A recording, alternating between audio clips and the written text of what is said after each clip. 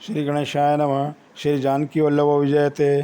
सीताराम गुणग्राम पुण्यारण्य विहारिणो वंदे विशुद्ध विज्ञानो कवीश्वर कपीश्वरो। अर्थात श्री सीताराम जी के गुण समूह रूपी पवित्र वन में विहार करने वाले विशुद्ध विज्ञान संपन्न कवीश्वर श्री वाल्मीकि जी और कपीश्वर श्री हनुमान जी महाराज की मैं वंदना करता हूँ। संत विश्व कल्याण के परम आधार हैं। उनकी प्रत्येक चेष्टा स्वाभाविक ही विश्व के कल्याण के लिए होती है। उनकी वाणी से अमर ज्ञान अमृत झरता है। उनके नेत्रों से प्रेम की शीतल सुखद ज्योति धारा बहती है। संतों के मस्तिष्क से अखिल जगत का कल्याण प्रसूत होता है। संतों के हृदय में आनंद का प्रवाह बहता है। जो कोई भी उनके संपर्क में आता है वही ताप और पाप से मुक्त होकर महात्मा बन जाता है। आज से हम संतवाणी चैनल के माध्यम से सामान्य जनमानस तक संतों के इन अनमोल वचनों को पहुंचाने जा रहे हैं। कृपया आप सब इन अनमोल सूत्रों को सुनकर अपने जीवन में लाने का प्रयत्न करें। यह चैनल समस्त संतों को समर्पित है। जय जय श्री सीताराम। सच्चिदानंद प्रभु श्री राम के अनेक रूप हैं। जिस साधक ने श्री हरि के जिस रूप को देखा है वह उनके उसी रूप को जानता है। यह सारे रूप उस एक ही परमात्मा श्री हरि के हैं।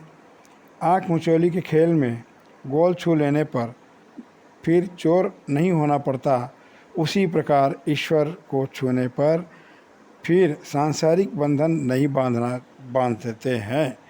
लोहा जब एक बार पारस को छूकर सोना हो जाता है तब चाहे उसे मिट्टी के भीतर रखो या कूड़े में फेंक दो, वह जहाँ रहेगा सोना ही रहेगा, लोहा नहीं हो सकता। इसी प्रकार जो कोई ईश्वर को पा चुका है वह बस्ती में रहे चाहे जंगल में, उसको फिर दाग नहीं लग सकता।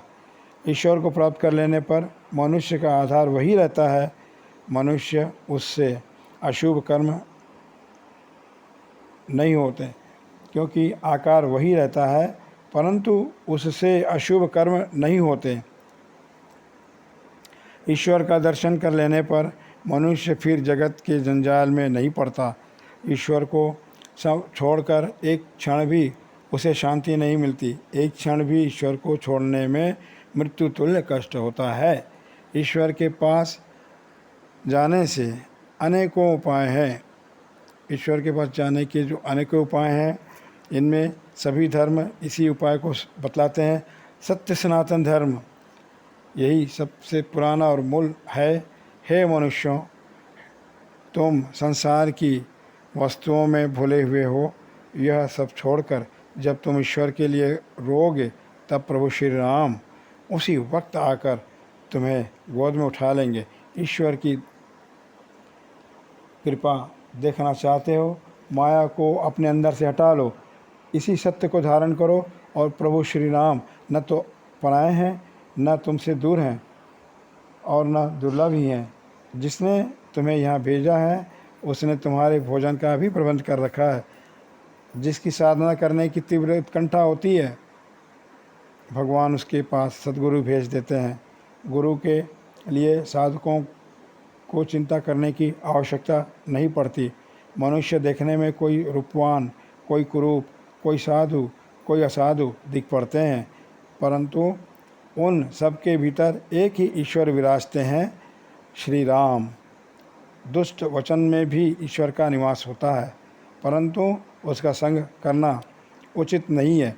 साधनावस्था में ऐसे मनुष्यों से जो उपासना से ठट्ठा मस्ती करते हैं, धर्म और धार्मिकों की निंदा करते हैं, एकदम ऐसे व्यक्तियों से दूर रहना चाहिए। माया को पहचान लेने पर वह तुरंत भाग जाती है।